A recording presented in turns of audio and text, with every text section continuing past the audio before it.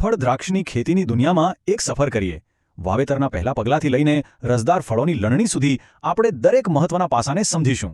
દરેક ખેડૂતનું એક જ સપનું હોય છે કે એમની મહેનત રંગ લાવે, અને દ્રાક્ષની ખેતીમાં આ સપનું મીઠા રસદાર ઝુમખાઓના રૂપમાં સાકાર થાય છે.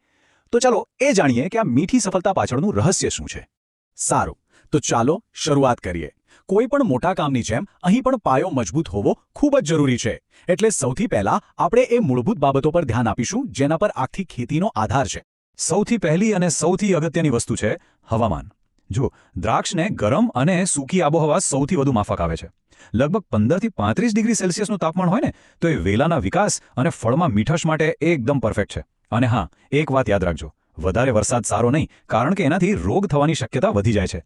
હવામાનની વાત તો થઈ ગઈ, પણ વેલા ઉગશે ક્યાં? જમીનમાં, ખરું ને? તો જમીન એવી હોવી જોઈએ જેમાં પાણી ભરાઈ ન રહે, એટલે કે સારા નિતારવાળી જમીન, જેમ કે કાળી, કાંપવાળી કે પછી રેતાળ જમીન. અને હા, જમીનનો પીએચ લેવલ 6.5 થી 8.0 ની વચ્ચે હોય એ ખૂબ જ જરૂરી છે, કારણ કે એના પર જ પોષક તત્વો લેવાનો આધાર રહેલો છે. સારું, જમીન અને હવામાન નક્કી થઈ ગયું, પણ હવે કઈ જાતની દ્રાક્ષ વાવવી? ભારતમાં થોમ્સન સીડલેસ, સોનાકા અને શરદ સીડલેસ જેવી ઘણી જાતો પોપ્યુલર છે. દરેકની પોતાની ખાસિયત હોય છે, એટલે પસંદગી ખૂબ જ મહત્વની છે. હવે જુઓ, વેલા વાવવામાં પણ એક પદ્ધતિ હોય છે. બે છોડ વચ્ચે કેટલું અંતર રાખવું એ તમે કઈ સિસ્ટમ વાપરો છો એના પર આધાર રાખે છે. જેમ કે બોવર સિસ્ટમ, જેમાં મંડપ જેવી રચના હોય છે, એમાં 3 બાય 3 મીટરનું અંતર રખાય છે. જ્યારે નિફિન સિસ્ટમ, જેમાં તાર પર વેલા ચડાવાય છે, એમાં 2.5 બાય 3 મીટરનું અંતર જોઈએ. આનાથી દરેક વેલાને પૂરતો તડકો અને હવા મળી રહે છે. ઓકે, તો વેલા રોપાઈ ગયા, પણ હવે શું? હવે શરૂ થાય છે અસલી કામ, એની દેખભાળ અને માવજત. કારણ કે આ જ એ તબક્કો છે જે નક્કી કરશે કે પાક કેટલો સારો થશે.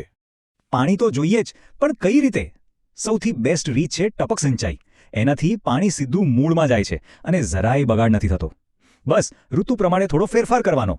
ઉનાળામાં દર 5-7 દિવસે અને શિયાળામાં દર 8-10 દિવસે પાણી આપવું પૂરતું છે. જેમ આપણને સારા ખોરાકની જરૂર પડે એમ વેલાને પણ પડે. આ સ્લાઇડ પર જે છે ને, એ સમજો કે દરેક છોડ માટેનો એક પરફેક્ટ ડાયટ પ્લાન છે. દરેક વેલાને 20-25 કિલો છાણિયું ખાતર અને સાથે નાઇટ્રોજન, ફોસ્ફરસ અને પોટાશની ચોક્કસ માત્રા આપવી પડે છે. આનાથી જ એનો વિકાસ સારો થાય છે. દ્રાક્ષની ખેતીમાં જો કોઈ એક વસ્તુ સૌથી વધુ મહત્વની હોય તો એ છે છાંટણી, અને એ પણ યોગ્ય સમય. મુખ્ય છાંટણી ઓક્ટોબર-નવેમ્બરમાં થાય છે, જે સારા ફળ માટે જરૂરી છે. જ્યારે એપ્રિલ મહિનામાં હળવી છાંટણી કરવામાં આવે છે, જેથી વેલાનો આકાર જળવાઈ રહે.